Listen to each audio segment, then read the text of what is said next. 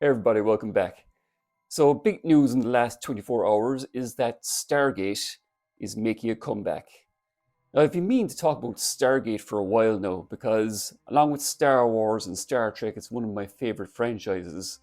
I well remember seeing the 1994 film back in the day, and even though I enjoyed the movie, I never thought it was the kind of movie that would lead to a massive franchise. Now, for those of you who are unfamiliar with Stargate, it's completely different from the likes of Star Trek and Star Wars. Whereas Star Trek is set in the far off future, and Star Wars is set in the distant past, a long time ago in a galaxy far, far away, Stargate is set in the present day. And it revolves around this alien device called a Stargate, which leads to other planets and galaxies. And the original movie, you had one small group of soldiers and a scientist go through, and he had these adventures. And the whole concept of Stargate has always been interesting in the fact that it's about how we came to be. Like, we still are not entirely sure about who built the pyramids. And Stargate showed that an alien race built them, amongst other things. It was kind of like a surprise hit back in the day. And there was going to be sequels, but as it turned out, the rights holders sold the rights to MGM and decided to go with a TV series instead. So we had 10 seasons of Stargate SG-1, 5 seasons of Stargate Atlantis, and 2 seasons of Stargate Universe. And I suppose it's inevitable that it was going to come back, because it is a major franchise. The thing about Stargate, though, it was never in the zeitgeist. It was never quite as big as Star Trek, or Star Wars, or the X-Files, or anything like that. But it was very popular, and it had a huge fan base. And over the course of its 15-year run, between all 3 series, it built up this huge lore, this huge universe of different alien races like the Goa'uld and the Wraith. But at the heart of Stargate really is SG-1, led by Richard Dean Anderson's Colonel Jack O'Neill, and his loyal companion Teal'c, Colonel Samantha Carter, and Dr. Daniel Jackson. So Stargate has been off the air for 14 years now, and I always knew it was going to come back. And the big news at the time, a few years ago, of Amazon taking control of MGM was the fact that it would be getting its hands on one of the biggest franchises of all time, James Bond. But the other major franchise that MGM had was Stargate. And this was never really reported in the mainstream media because I still think that despite its long-running legacy and popularity, Stargate is still seen as a niche franchise. And there's been various rumors over the last few years of when would Stargate return, because Amazon spent billions acquiring MGM, and they weren't going to waste that money. And the wheels are turning in terms of getting the new James Bond movie made. But what about Stargate? Well, there's been various attempts at bringing back Stargate over the last few years.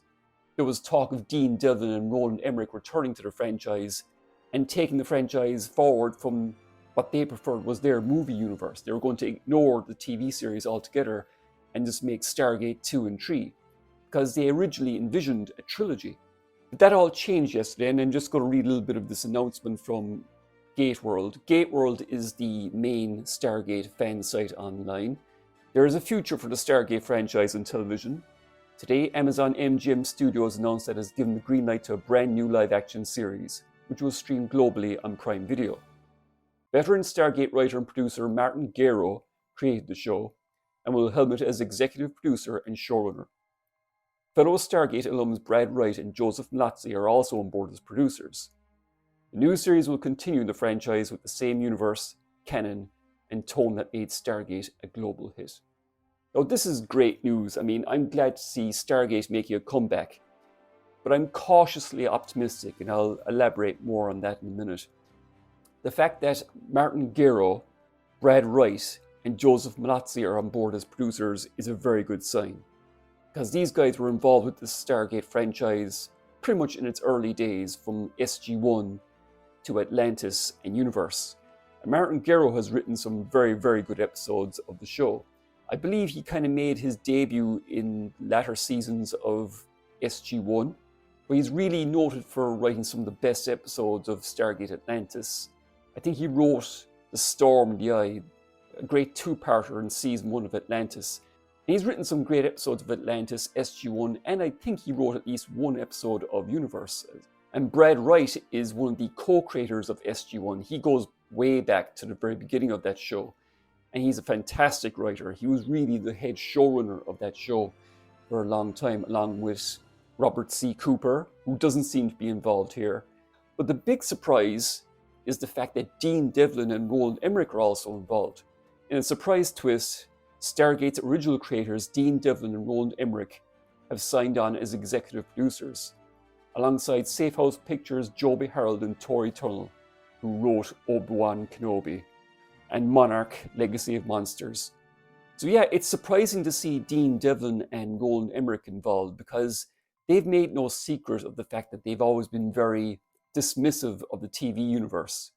If you actually go to the director's commentary of the original Stargate movie on DVD, there's a quote where they really dismiss the TV series. They make it clear that they had nothing to do with it, and they really despise it.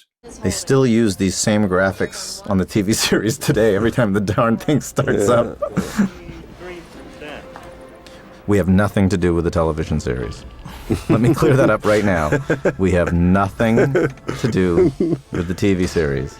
And you could kind of understand that in a way, because they had plans for a movie franchise and that opportunity was taken off them. But it's surprising to see that they've joined forces with the TV creators. So I guess money talks and time heals all wounds and all that. So first of all, the main positives. The fact that Brad Wright, Joseph Malazzi, and Martin Gero are on board as executive producers and showrunners is a great sign. These guys have written fantastic episodes of Stargate in the past. They know this universe, they know it upside down, and that's the other thing, they've announced that it's not a reboot. The one concern fans had over the last few years was when Stargate would come back, and it wasn't a question of if it would come back. Of course it was going to come back at some point. It's a valuable property. But after all this time, there was concern whether it would be a reboot. Now, while I'm convinced that Star Wars does need a reboot, and so does Star Trek, but I've always thought that Stargate, despite the fact that it's been around for a long time, there is so much lore, there is so much canon, there is still so many stories to explore in that universe, I believe. And I've always been on the side of the fact that the new Stargate should not be a reboot. There is an argument to be made that if a franchise is off the air for a long time, that a reboot is necessary. Because, as they say later on in this article, they want to draw in a new audience. But I think there's a way of doing that without throwing away all that canon and lore that they've built up over the past few decades. So yeah, they've announced that it's not a reboot, that it's going to be its own thing, it's going to be a new chapter, but it's still going to be a Stargate. It's going to be the Stargate that fans have come to love, but it's going to be a big jump-on point for new viewers, and that's a good thing. And that leaves the possibility open for previous cast members to come back and at least cameo. But yeah, I think a new Stargate should be its own thing. It should have new characters, it should have new villains, and it should be something that new viewers can jump into. And as they say later on in this article, if new viewers enjoy it, then they can go back and watch all the other Stargate shows, as it should be. So that's very good news. The big elephant in the room, though, is the fact that, and you know where I'm going with this, will this be made for the, as what the critical drinker would say, the modern audience? We've seen time and time again over the last 10 years or so how franchise after franchise has been ruined by woke. We've seen it happen to Star Wars, we've seen it happen to Star Trek, we've seen it happen to Doctor Who, and all these other major franchises. It seems that modern day showrunners can't help but put their politics, this gender ideology, feminist ideology, intersectional feminism, whatever you want to call it, bullshit that has ruined franchise after franchise. And another major concern is the fact that it's Amazon doing this. Now, if you're a Lord of the Rings fan or a fan of the Wheel of Time books, you know what I'm talking about. And there's various other woke shows on Amazon where they've just ruined the original material with wokery. There's no other way of saying it, wokery, as Piers Morgan would say. But I think the worst affected of all these modern franchises, besides Star Wars, is Doctor Who. Just look at the car crash it's become. So yeah, that's a major concern for fans and for myself, I feel. However, I will say this.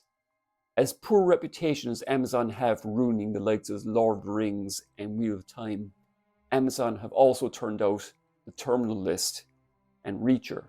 They've done a very good job at adapting those book series. So that's a positive as far as I'm concerned. Now, I think fans have earned the right to be skeptical, because it is Amazon and it is modern day, and there is a possibility it could be woke. But it is a very good sign also that they've got the original showrunners on board, that they've got Dean Devlin and Rodney Mckay, the creators of the original franchise itself, on board. But will they be able to resist woke? I genuinely think over the last few years the public have shown that they've had enough of this BS, that they just want good entertainment again. And these writers are very, very smart. I feel like I know them in a way because I bought all those DVDs when they came out back in the day of SG-1, Atlantis, and Universe. And those things were packed with special features, commentaries, documentaries, and I watched all that stuff. And the thing about those special features is that you really got to know the people behind the scenes who worked on the show. From the writers, to the directors, to the actors, through all these video blogs and documentaries and commentaries. And they're really passionate, and they really do seem to appreciate their audience. You can look online and you can see footage of the fan conventions. I mean, the Stargate fans are just as passionate as the Star Trek fans and the Star Wars fans. I feel that these creators are very, very smart.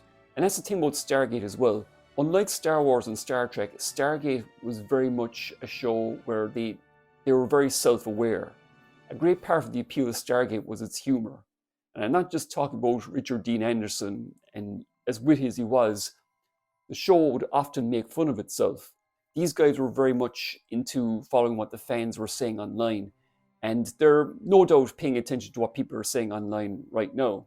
And I get the feeling that they really want to reward the fans' patience over the last 10 or 15 years. There is a danger that Amazon might want to push their ideology into the franchise, but I hope they can resist that.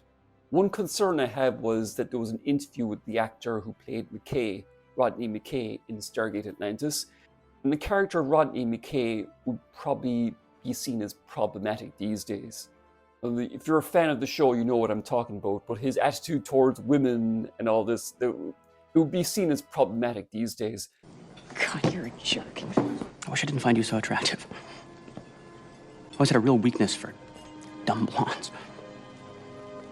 Go suck a lemon. Very sexy. Very, very sexy. There was an interview with the actor who played Mckay, David Hewlett, and he says that would probably not, some of the dialogue that he said in that show would probably not pass muster today. And I really hope they don't do that they don't try to make it too politically correct. Because the thing about Rodney Mckay was, he was a very unlikable character at the start. He was very insulting, he was very dismissive of people. His character really developed throughout the course of Atlantis, thanks to his friendship with the likes of John Shepard, and Taylor, and Ronan, and all the other cast members of that show. And he ended up becoming a beloved character. The fact that he started off as a very problematic character meant that he had somewhere to go. And that's how he developed. So I really do hope that the writers don't pay attention to what is considered problematic these days and just write what they want to write. And even though this new show will be its own thing, that it be in the same style, that it be in the same vibe as the original Stargate. As for picking up plot threads from the likes of Atlantis and Universe, I think they should put that aside for now. Maybe later on down the road we can see what happened to those characters, but they should focus on making a great show that everyone can enjoy, that the fans would enjoy, and in case I haven't been clear about this, no woke bullshit. So it's great to see Stargate coming back. It looks like we don't know much about this new show yet. They're in pre-production, no cast announcements have been made yet, and it's supposed to film next year for 2027 release. Fingers crossed that it's not going to be woke. So what about you? What do you think? Are you glad to see Stargate coming back? Are you cautiously optimistic like I am? Are you scared of what it will become in the modern politically correct climate? Let me know in the comments. And if you enjoyed this video, please give it a like. Consider subscribing if you haven't done so already. Share this video out there, and I'll see you all in the next one. Bye for now.